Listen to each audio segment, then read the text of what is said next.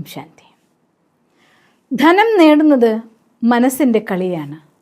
തീർച്ചയായിട്ടും നമ്മുടെ മനസ്സ് എത്ര കൂടുതൽ സമയം ഉപയോഗിക്കുന്നുണ്ടോ അത്ര കൂടുതൽ സമയമാണ് ഒരാളിലേക്ക് ധനം ആകർഷിച്ചു വരുന്നത്. നിങ്ങൾ വേണമെങ്കിൽ നോക്കിക്കോളൂ, സമ്പന്നന്മാരുടെ ലിസ്റ്റ് എടുത്ത് നോക്കിയാൽ ആരും തന്നെ രാവിലെ മുതൽ രാത്രി വരെ സന്തോഷമായിട്ട് സീരിയൽ കണ്ടും സിനിമ കണ്ടും ഫേസ്ബുക്ക്, ട്വിറ്റർ, സോഷ്യൽ മീഡിയ ഇങ്ങനെയുള്ള കാര്യങ്ങൾക്ക് വേണ്ടി സമയം ചെലവഴിച്ച് സുഖിച്ചിരിക്കുന്ന ഒരു മനുഷ്യന്മാരെയും കാണാൻ കിട്ടില്ല. തൻ്റെ സമയത്തിന് രാവിലെ മുതൽ രാത്രി വരെ മനസ്സ് സമർപ്പിച്ചുകൊണ്ട് പ്രവർത്തിച്ചുകൊണ്ടാണ് സമ്പന്നന്മാരായിട്ടുള്ള ആളുകളൊക്കെ തന്നെ സമ്പന്നന്മാരാവുന്നത്. പക്ഷേ നമ്മളൊന്ന് പരിശോധിച്ച് നോക്കിയാൽ മനസ്സിൻ്റെ ഒരു സ്വഭാവമുണ്ട്, ലിവ് അറ്റ് ഈസ് എന്നാണ്. ഹ്യൂമൻ ബീയിങ്ങിൻ്റെ, മനുഷ്യൻ്റെ സ്വഭാവം തന്നെ സുഖമായിട്ട് ജീവിക്കുക എന്നുള്ളതാണ്. അതുകൊണ്ട് മനസ്സെപ്പോഴും സുഖം കണ്ടെത്തുന്നത് നമ്മുടെ ഇന്ദ്രിയങ്ങൾ കൊണ്ട് നേടുന്ന സുഖത്തിൻ്റെ ആധാരത്തിലാണ്. കണ്ടും കേട്ടിരിക്കുക. ഒരു പാട്ട് പഠിച്ചു വന്ന് പെർഫോം ചെയ്യാന്ന് പറഞ്ഞാൽ അവർ അതിനു വേണ്ടി ഹാർഡ് വർക്ക് ചെയ്യുന്നുണ്ടായിരിക്കും.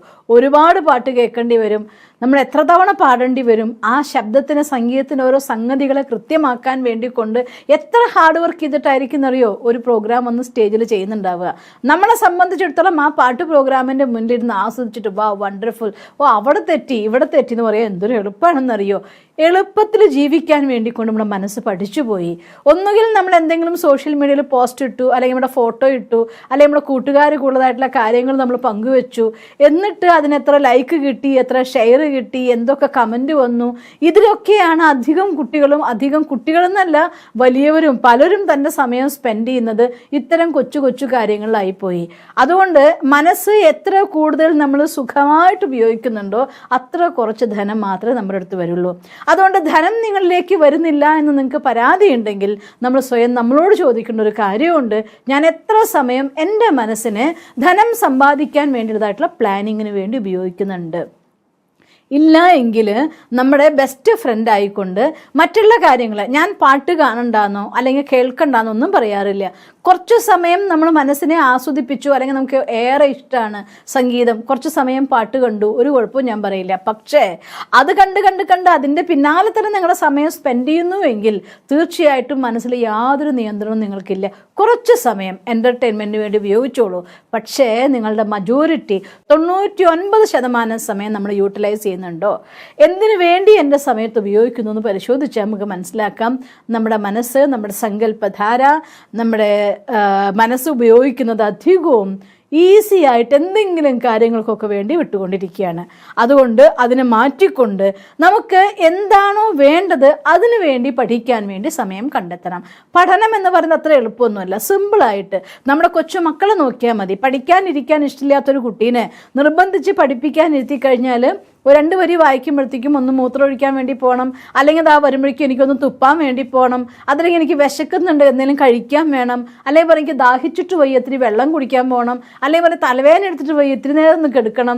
ഇങ്ങനെ ഒരു 100 എക്സ്ക്യൂസസ് കുട്ടികൾ പഠിക്കുന്നതിന് വേണ്ടി കണ്ടിട്ടുണ്ടാവും. നിങ്ങൾ വിചാരിക്കും ഇതൊക്കെ കുട്ടികളുടെ മാത്രം സ്വഭാവമാണെന്ന്. അല്ല കേട്ടോ. ഒരു കാര്യം നമ്മുടെ മനസ്സിന് പഠിച്ചേ തീരൂ എന്ന് പറഞ്ഞുകൊണ്ട് നമ്മുടെ ലൈഫ് മുന്നോട്ട് കൊണ്ടുപോകാൻ നിങ്ങൾ ശ്രമിച്ചാൽ, മനസ്സിന് ഇഷ്ടമില്ല ഒരു കാര്യമാണ്, കുറച്ചൊക്കെ പരിശ്രമിക്കണമല്ലോ. ആ സുഖിച്ച് ഈസി ആയിട്ട് ഇരിക്കാൻ പറ്റില്ലോ. ഓർക്കണം, അതിനെ ട്യൂൺ ചെയ്യണം, അതിനുവേണ്ടി പ്ലാൻ ചെയ്യണം. പണിയെടുക്കേണ്ടി വരുമ്പോൾ മനസ്സ് തന്നെത്താൻ നമ്മളോടും ഈ സ്വഭാവമൊക്കെ പറയും. തലവേദനയാണ്, വയറുവേദനയാണ്, തീരെ വയ്യ, ക്ഷീണമാണ്, എനിക്കാൻ പറ്റുന്നില്ല. ഇങ്ങനെ 100 എക്സ്ക്യൂസസ് നമ്മുടെ മനസ്സ് നമ്മുടെ മുന്നിൽ കൊണ്ടുവരാൻ നോക്കും. ആ കാര്യങ്ങളെയൊക്കെ അതിജീവിച്ചുകൊണ്ട് നമ്മൾ സ്വയം ഒന്നുകിൽ നമ്മുടെ മനസ്സ് നമ്മളെ കളിപ്പിക്കും, അല്ലെങ്കിൽ നമുക്ക് മനസ്സിനെ കൊണ്ട് കളിപ്പിക്കാൻ പറ്റും. മനസ്സിനെ കൊണ്ട് നമ്മൾ കളിപ്പിക്കാൻ നോക്കിയാൽ, അത് ഉദാഹരണം പറഞ്ഞാൽ നിങ്ങൾ നോക്കിക്കോ, വേണമെങ്കിൽ നമ്മുടെ മനസ്സ് റിലാക്സ്ഡ് ആയിട്ടിരിക്കുകയാണെങ്കിൽ അത് എവിടേക്കെങ്കിലുമൊക്കെ പോയിക്കൊണ്ടേയിരിക്കും, ഒരു പ്രശ്നവും നിങ്ങൾക്ക് ഉണ്ടാക്കില്ല. മനസ്സ് കളിക്കാൻ വിട്ടിരിക്കുകയാണ്. അതുകൊണ്ട് മനസ്സ് നിങ്ങളെ കളിപ്പിച്ചുകൊണ്ടിരിക്കുക, അത് പറയുന്ന പോലെ നിങ്ങൾ പ്രവർത്തിച്ചുകൊണ്ടിരിക്കും. തിരിച്ച് മനസ്സിനെ കൊണ്ട് കളിപ്പിക്കാൻ നോക്കണം. പഠിക്കാനിരിക്കുമ്പോൾ ദാഹിച്ചാൽ പറയുക, ഇപ്പോൾ വെള്ളം തരുന്നില്ല, നീ പഠിക്ക്, എന്നിട്ട് പിന്നെ കുറച്ച് കഴിഞ്ഞിട്ട് വെള്ളം കുടിച്ചുകൊണ്ട് ചത്തുപോകുമൊന്നുമില്ലല്ലോ. എനിക്ക് നല്ല ഹാർഡായിട്ട് അവനവനോട് അത്തരം സന്ദർഭത്തിൽ സംസാരിക്കണം. നിങ്ങൾക്ക് തലവേദനിച്ചിട്ട് വയ്യാന്ന് പറഞ്ഞാൽ അതിനിപ്പോൾ എന്താ കുഴപ്പം, തലവേദനിച്ചോട്ടെ, കുറച്ചും കൂടെ പഠിച്ചിട്ടേ ഞാൻ വെക്കുന്നുള്ളൂ എന്ന് പറഞ്ഞാൽ കുറച്ച് കഴിഞ്ഞാൽ തലവേദന ഇങ്ങ് പോയിട്ടുണ്ടായിരിക്കും. ഇത് സിമ്പിളാണ്, നമ്മളിൽ അപ്ലൈ ചെയ്യേണ്ട കാര്യമാണ് കേട്ടോ. ഇങ്ങനെ ചെയ്ത് നോക്കിക്കഴിയുമ്പോൾ നമ്മുടെ മനസ്സിനെ കൊണ്ട് നമ്മൾ കളിപ്പിക്കാൻ തുടങ്ങും. പിന്നെ അപ്പം ആ സമയത്ത് നമ്മൾ എന്താണോ മനസ്സിനോട് ചിന്തിക്കാൻ പറയുന്നത് ആ കാര്യങ്ങളെ മനസ്സ് ചിന്തിക്കാൻ തുടങ്ങും. അങ്ങനെ മനസ്സിൻ്റെ ഗെയിമിന് സ്വന്തം കയ്യിലെടുക്കണമെങ്കിൽ കുറച്ച് കാര്യങ്ങൾ നമുക്ക് അറിഞ്ഞേ പറ്റൂ. ആദ്യം അവെയർനെസ് എന്ന് വെച്ചാൽ അർത്ഥം, ഞാൻ നല്ല പുള്ളിയാണ്, ഞാൻ ഈ പറഞ്ഞതൊന്നുമല്ല സിസ്റ്ററെ, എനിക്ക് വായിക്കണം തോന്നിയാൽ വായിക്കും, പഠിക്കണം തോന്നിയാൽ പഠിക്കും, ഞാൻ വിചാരിച്ച കാര്യം ഞാൻ ചെയ്യും, ഇങ്ങനെയാണ് ഞാൻ എന്ന് സ്വയം പറഞ്ഞതുകൊണ്ട് മാത്രം സൊല്യൂഷൻ ആവുന്നേയില്ല. ആദ്യം നമ്മൾ പരിശോധിച്ച് നോക്കുക. അഥവാ നമ്മുടെ ഉള്ളിൽ അങ്ങനെ എന്തെങ്കിലും കാര്യം ഉണ്ടെങ്കിൽ അതിനെ ആക്സെപ്റ്റ് ചെയ്യാം. അതാണ് അവെയർനെസ്. സെൽഫ് അവെയർനെസ് എന്ന് വെച്ചാൽ അർത്ഥം, എൻ്റെ ഉള്ളിൽ എന്തെങ്കിലും തിന്മയുണ്ടെങ്കിൽ യെസ്, ആ തിന്മ എനിക്കുണ്ട് എന്ന് സ്വീകരിക്കാൻ പറ്റണം. ആ സ്വീകരിക്കുമ്പോൾ മാത്രമാണ് അതിനൊരു സൊല്യൂഷൻ കണ്ടെത്താൻ നമുക്ക് സാധിക്കുള്ളൂ. അതുവരെ എനിക്ക് അങ്ങനെ ഒരു പ്രശ്നമേ ഇല്ല എന്ന് പറയുന്നിടത്തോളം കാലം അതിനൊരു സൊല്യൂഷൻ കണ്ടെത്താനോ മാറ്റാനോ നമുക്ക് സാധ്യമല്ല. അതുകൊണ്ട് ഫസ്റ്റ് സ്റ്റേജ് വേണ്ടത് അവെയർനെസ് തന്നെയാണ്. നമ്മളുള്ള എന്താണുള്ളത് ആ കാര്യത്തിന് ബോധപ്പെടുത്തിക്കൊണ്ട് നമ്മൾ അവനവൻ്റെ ഉള്ളൊരു മാറ്റം കൊണ്ടുവന്നേ പറ്റൂ. കാരണം മനസ്സ് പണ്ട് തൊട്ടേ കേട്ടുവെച്ച കുറേ കാര്യങ്ങളുണ്ട്.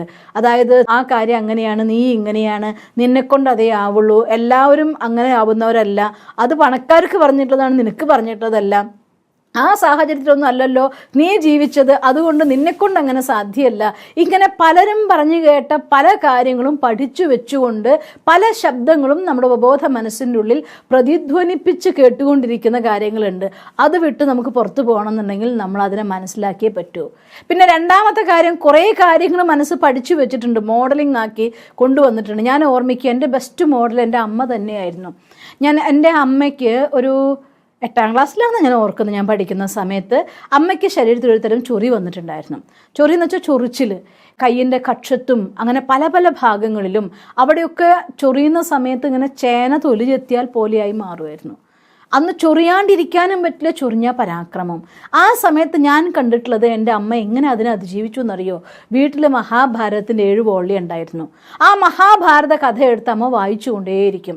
ആ കഥയിൽ അമ്മ മുഴുകി മുഴുകി മുഴുകി വായിച്ച് ഈ ഒരവസ്ഥയിൽ നിന്നമ്മ ആ ചൊറിച്ചിലിനെയും ആ അവസ്ഥേനെയും അതിജീവിച്ച് ഞാൻ കണ്ടിട്ടുണ്ട്. ഒരു 7 വോള്യം അമ്മയുടെ വായിച്ചു കഴിയണ വരെയുള്ള സമയം അമ്മ ഇതുകൊണ്ട് കഷ്ടപ്പെട്ടു. പക്ഷേ ഞാൻ കണ്ട അനുഭവം എന്താണെന്നറിയോ? ആ ഒരു 7 വോള്യം അമ്മ വായിച്ചു കഴിഞ്ഞ് ഭഗവാനിൽ അങ്ങ് സമർപ്പിച്ച് എന്നിട്ട് മരുന്നും കാര്യമൊക്കെ ചെയ്തുകൊണ്ടിരുന്നു. ആ 7 വോള്യം വായന കഴിയുമ്പോഴേക്കും അമ്മയുടെ അസുഖം മാറിപ്പോയി. അപ്പം മനസ്സിലാക്കിയൊരു കാര്യം, എൻ്റെ മോഡല്, ഞാൻ എൻ്റെ ലൈഫിൽ എപ്പോഴും അസുഖം വന്നാൽ പഠിക്കുക എന്ന് എൻ്റെ ശീലമാണ്. വയ്യാതെ ക്ഷീണാണോ എന്നാൽ കിടക്കുകയാണോ, ഓക്കെ, ഉടനെ ഒരു വീഡിയോ കണ്ടു പഠിച്ചാലോ, അല്ലെങ്കിൽ ഒരു ലെസൺ കേട്ടാലോ, അല്ലെങ്കിൽ 2 വരി വായിച്ചാലോ, ഇത് എൻ്റെ സംസ്കാരമായിപ്പോയി. ഞാൻ ചിന്തിച്ചു നോക്കുമ്പോൾ അതെനിക്ക് എൻ്റെ അമ്മയിൽ നിന്ന് കിട്ടിയ നല്ല സംസ്കാരമാണ്. ഇതൊരു മോഡലിംഗ്. ഇത് ഞാൻ ഒരു മോഡലിങ്ങിൻ്റെ ഉദാഹരണം പറഞ്ഞു എന്ന് മാത്രം. പല കാര്യങ്ങളും അങ്ങനെയാണ് നമ്മുടെ ജീവിതത്തിൽ. അച്ഛൻ, അമ്മ, അല്ലെങ്കിൽ ചേട്ടൻ, ചേച്ചി, അല്ലെങ്കിൽ നമ്മൾ ഏറെ നമ്മൾ റെസ്പെക്റ്റ് ചെയ്യുന്നതായിട്ടുള്ള ആളുകൾ, എൻ്റെ സ്കൂൾ ജീവിതത്തിൽ എന്നെ പഠിപ്പിച്ച എൻ്റെ ടീച്ചർമാർ എൻ്റെ മോഡൽസ് തന്നെയായിരുന്നു. അവരുടെ ആ ഒരു സ്നേഹം, ആ ഒരു കെയറിങ്, പിന്നെ അവർ തൻ്റെ സ്റ്റുഡൻസിനെ നോക്കുന്നത്, ഇതൊക്കെ എനിക്ക് എൻ്റെ ലൈഫിൽ എവിടേക്ക് പോകണമെങ്കിൽ എൻ്റെ ടീച്ചർമാർ സ്വന്തം മോളെ കൊണ്ടുപോകുമ്പോൾ എന്നെ എല്ലായിടത്തേക്കും കൊണ്ടുപോകുമായിരുന്നു. അവരുടെ ആ ഒരു സ്നേഹവും ആ കെയറും ഒക്കെ എന്നും എൻ്റെ ഹാർട്ടിൽ പ്രിൻ്റഡ് ആണ്. അപ്പം എൻ്റെ മനസ്സിൽ കുറേ നല്ല നല്ല മോഡൽസിനെ കിട്ടി. അതുകൊണ്ട് എൻ്റെ ജീവിതം ഈസി ആയിട്ട് നല്ല വഴിയിലേക്ക് പോയി. ഇത് മോശം മോഡൽസ് ആണെങ്കിലോ സ്വാഭാവികമായിട്ടും ആ മോഡലിംഗ് നമ്മൾ മോശമായ അവസ്ഥയിലേക്കും കൊണ്ടുപോകും. അതുകൊണ്ട് എൻ്റെ മനസ്സിലുള്ളതായിട്ടുള്ള മോഡൽസിലൂടെ ഞാൻ സ്വന്തമാക്കിയ എൻ്റെ പേഴ്സണാലിറ്റി എന്ന് ഞാൻ വിചാരിച്ചു വെച്ച ഘടകങ്ങൾ എന്തൊക്കെയാണ്, അതിനെ നമ്മൾ ചെക്ക് ചെയ്യുമ്പോഴേ നമുക്ക് ചേഞ്ച് എവിടെ കൊണ്ടുവരണമെന്നുള്ള കാര്യം മനസ്സിലാക്കാനായിട്ട് സാധിക്കുള്ളൂ. പിന്നെ ചില സ്പെസിഫിക് എക്സാമ്പിൾസ്, ലോകത്തെല്ലാവരാലും മാനിക്കപ്പെടുന്ന അഥവാ നമ്മൾ ജീവിച്ച ആ ഒരു ചെറിയ ചുറ്റുപാടിൽ എല്ലാവരാലും ആദരിക്കപ്പെടുന്ന, അഥവാ ആ കാര്യം ചെയ്തപ്പോൾ അവർക്ക് കിട്ടിയ റെസ്പെക്ട്, അവർക്ക് കിട്ടിയ സ്നേഹം, അതൊക്കെ നമ്മുടെ മനസ്സിനുള്ളിൽ അത് ശരി എന്ന് ബോധ്യപ്പെടുത്തി വെച്ചിട്ടുണ്ടാവും. ആ ശരികളിൽ എന്തെങ്കിലും പരിവർത്തനം കൊണ്ടുവരേണ്ടി വന്നാൽ അതും നമുക്ക് ബുദ്ധിമുട്ടായിട്ട് മാറും. അതുകൊണ്ട് അവെയർനെസ്, എന്താണ് ഞാൻ എന്ന് സ്വയം നമ്മളെ ഒന്ന് ബോധ്യപ്പെടുത്തിക്കൊണ്ട് മനസ്സിലാക്കേണ്ടിയിരിക്കുന്നു. എന്നിട്ട് അത് ആക്സെപ്റ്റ് ചെയ്യുക. അതെ, ഇതുകൊണ്ട് എൻ്റെ മനസ്സിൽ ഇങ്ങനൊരു തോട്ട് വന്നിട്ടുണ്ട്, ഇതുകൊണ്ട് എൻ്റെ മനസ്സിൽ ഇങ്ങനൊരു തോട്ട് വന്നിട്ടുണ്ട്, ഈ ഒരു കാരണം കൊണ്ട് ഉറക്കെ പറഞ്ഞിട്ട്. ഈ കുട്ടിക്കാലത്ത് പലപ്പോഴും നമ്മുടെ വീടുകളിൽ നമ്മൾ കണ്ടുന്ന കാര്യമാണ്, ഒരു കാര്യം പറഞ്ഞനുസരിച്ചില്ല എങ്കിൽ ഒന്ന് ഒച്ചിട്ടങ്ങ് പറഞ്ഞു കഴിയുമ്പോൾ ഈ കേൾക്കുന്ന ആളൊന്നും ഞെട്ടും, ഉടനെ ആ കാര്യത്തിന് അങ്ങ് ചെയ്യും. നിങ്ങൾ വേണമെങ്കിൽ നോക്കിക്കോ, നിങ്ങൾ മോഡലാക്കുന്ന ചെറിയ മക്കൾ, അവരൊരു 6-7 വയസ്സാകുമ്പോഴത്തേക്കും ഒരു പ്രാവശ്യം പറഞ്ഞു, 2 പ്രാവശ്യം പറഞ്ഞു, നിങ്ങൾ കേൾക്കുന്നതിന് ഒച്ചത്തിൽ അങ്ങ് പറയും. അപ്പം നിങ്ങൾ പറഞ്ഞു, നീ എന്തിനാ ഇങ്ങനെ പറയുന്നതെന്ന് ചോദിക്കും. നമ്മൾ പറഞ്ഞു കൊടുത്ത മോഡലാണേ. അതുകൊണ്ട് ഇങ്ങനെ നല്ലതോ ചീത്തയോ ആയിക്കൊണ്ട് എന്തെല്ലാം എൻ്റെ പേഴ്സണാലിറ്റിയിൽ കടന്നുകൂടി എന്ന് പരിശോധിച്ചുകൊണ്ട് നല്ലതിനെ ആക്സെപ്റ്റ് ചെയ്യൂ, തിന്മയെ റിജക്റ്റ് ചെയ്യൂ. അത് അനിവാര്യമായിട്ടുള്ള ഘടകമാണ്. അതാണ് അവെയർനെസ്, ആക്സെപ്റ്റൻസ്. ഞാൻ എന്ത് എന്ന് സ്വയം ഞാൻ അറിയുക എന്നുള്ളത്. രണ്ടാമത്തെ അണ്ടർസ്റ്റാൻഡിങ്. എന്താണ് എൻ്റെ ജീവിതത്തിൽ ഞാൻ മുന്നോട്ട് കൊണ്ടുപോകേണ്ടതായിട്ടുള്ള കാര്യങ്ങൾ, അതിനെക്കുറിച്ച് വായിക്കും, പഠിക്കും. എത്ര കൂടുതൽ ആഴത്തിൽ പഠിക്കുന്നുണ്ടോ, അറിയുന്നുണ്ടോ, അത്ര കൂടുതലാണ് നമ്മുടെ സക്സസ് മുന്നോട്ട് കിടക്കുന്നത്. പഠിക്കുക എന്ന് വെച്ചാൽ വെറുതെ ബുക്ക് വായിക്കുക മാത്രമല്ല, എക്സ്പീരിയൻസ്ഡായിട്ടുള്ള ആളുകളെക്കുറിച്ച്, സക്സസ്ഫുൾ ആയിട്ടുള്ള ആളുകളെക്കുറിച്ച് വായിക്കണം, അവരുടെ ബുക്കുകളെ വായിക്കണം. നമ്മുടെ ഫീൽഡ് എന്താണോ അതിനെ തിരഞ്ഞെടുത്ത ശേഷം നമുക്ക് ആ ഫീൽഡിൽ മുന്നേറാൻ വേണ്ടിക്കൊണ്ട് ഏത് ആളുകളുടെ ജീവിതകഥ വായിക്കണം, അല്ലെങ്കിൽ അവരുടെ ബുക്സ് വായിക്കണം, ഏത് ടൈപ്പ് ഓഫ് ബുക്സ് ഞാൻ വായിക്കണം, അതിനെ സെലക്ട് ചെയ്തുകൊണ്ട് വായനയും പഠനവും നമ്മുടെ ജീവിതത്തിൻ്റെ ഭാഗമാക്കുമ്പോൾ നമ്മുടെ അണ്ടർസ്റ്റാൻഡിങ്ങിൽ അഥവാ മനസ്സിലാക്കുന്ന രീതിയിൽ ധാരണകളിൽ വ്യത്യാസം വരും. അത് വളരെ എളുപ്പത്തിൽ നമ്മുടെ മനസ്സിനെ കൊണ്ട് മനസ്സിലാക്കിച്ച് മുന്നേറാനുള്ള ഘടകമായിട്ട് മാറും. അതുപോലെ 4-മത്തെ കാര്യം ഡിസോസിയേഷൻ എന്ന് വെച്ചാൽ അർത്ഥം, എന്തൊക്കെയാണോ എൻ്റെ എന്ന് വിചാരിച്ചുകൊണ്ട് ശരിയെന്ന് ധരിച്ചു വെച്ചുകൊണ്ട് നമ്മുടെ ജീവിതത്തിൽ കൊണ്ടുവന്നതായിരിക്കുന്ന കാര്യങ്ങൾ അതിനെ 1 by 1 ആയിട്ട് ഡിലീറ്റ് ചെയ്തേ പറ്റൂ. ഡിലീറ്റ് ചെയ്യാൻ വേണ്ടിക്കൊണ്ട് എങ്ങനെയാണ് ഒരു നെഗറ്റീവ് ഫയൽ ഡിലീറ്റ് ചെയ്യേണ്ട ഒരു NLP മെത്തേഡ് ഞാൻ നേരത്തെ അപ്ലോഡ് ചെയ്തിട്ടുണ്ട്, കണ്ടു നോക്കണം നിങ്ങൾ വീഡിയോ. ഏത് രീതിയിൽ നമുക്ക് ഡിലീറ്റ് ചെയ്യാൻ പറ്റും, അത് ഡിലീറ്റ് ചെയ്യാൻ വേണം. പിന്നെ മറ്റൊന്ന് ഡിക്ലറേഷൻ. ഞാൻ എന്നോട് തന്നെ ചെയ്യുന്ന പ്രതിജ്ഞ, ഈ പ്രപഞ്ചത്തോട് ചെയ്യുന്ന പ്രതിജ്ഞ, ഈശ്വരനോട് ചെയ്യുന്ന പ്രതിജ്ഞ. എന്താണോ എനിക്ക് വേണ്ടത് ഞാനത് നേടിയെടുത്തിരിക്കും എന്ന് സ്വയം അവനവനോട് പ്രതിജ്ഞ ചെയ്യേം, അതിനെ എഴുതുകയും കഴിയുമെങ്കിൽ ഒരു വിഷൻ ബോർഡ് ക്രിയേറ്റ് ചെയ്യുകയും എന്നിട്ട് ദിവസവും പറ്റുമെങ്കിൽ ദിവസത്തിലൊരു പ്രാവശ്യം ആ പ്രതിജ്ഞ വായിച്ചുകൊണ്ട് സ്വയം എന്നെ ഓർമ്മിപ്പിക്കുകയും ചെയ്യുമെങ്കിൽ മനസ്സിനെ കൊണ്ട് നമുക്ക് കളിപ്പിക്കാൻ പറ്റും. ഒന്നുകിൽ മനസ്സിനെ കൊണ്ട് നമ്മൾ കളിപ്പിക്കും, അല്ലെങ്കിൽ മനസ്സ് നമ്മളെ കൊണ്ട് കുരങ്ങ് കളിപ്പിക്കും. അതുകൊണ്ട് മനസ്സിനെ കൊണ്ട് കുരങ്ങ് കളിപ്പിക്കാൻ വിടരുത്, നമുക്ക് മനസ്സിനെ കൊണ്ട് ഗെയിം കളിപ്പിക്കണം. എങ്കിൽ ഞാൻ വിചാരിക്കുന്ന കാര്യത്തിൽ എൻ്റെ ജീവിതം സത്യമായിട്ട് മാറും. വിചാരിക്കുന്ന നമ്മുടെ ഡ്രീം എന്തോ അതിനെ പ്രാക്ടിക്കലാക്കത്തക്ക രീതിയിൽ നമ്മുടെ മനസ്സിനെ കൊണ്ട് പ്രവർത്തിപ്പിക്കാനും നമ്മുടെ ലൈഫിൽ ഡ്രീം നേടിയെടുക്കാനും സാധിക്കും. നിങ്ങൾക്കങ്ങനെ സാധിക്കട്ടെ എന്ന് ഞാൻ സർവശക്തനായ ഭഗവാനോട് പ്രാർത്ഥിക്കുന്നു. ഓം ശാന്തി.